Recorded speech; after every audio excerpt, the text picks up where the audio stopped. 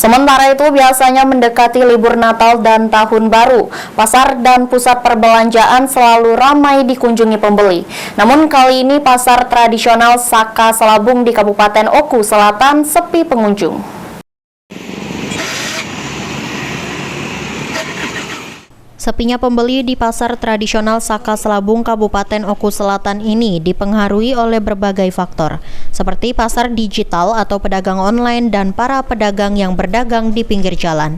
Para pedagang pakaian maupun bahan pokok di pasar tradisional Saka Selabung Kabupaten Oku Selatan mengaku omset penjualan di tahun ini menurun drastis jika dibandingkan dengan tahun sebelumnya. Menurut keterangan para pedagang, khususnya penjual pakaian, menurunnya minat para pembeli karena maraknya penjual online dan para pedagang yang berdagang di pinggir jalan di sekitar pasar tersebut.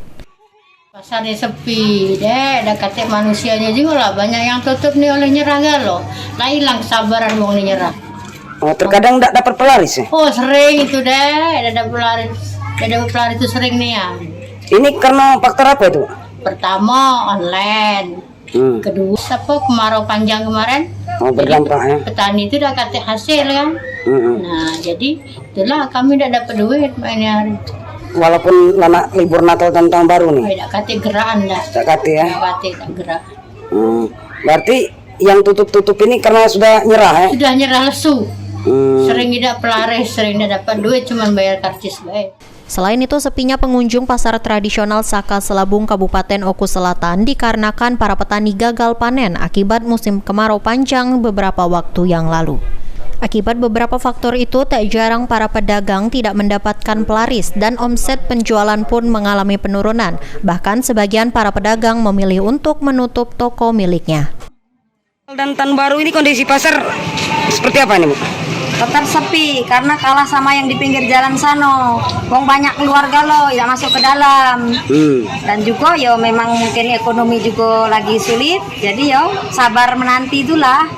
Ini yang di beberapa ruko ataupun beberapa lapak yang kosong ini emang sengaja tutup atau gimana nih?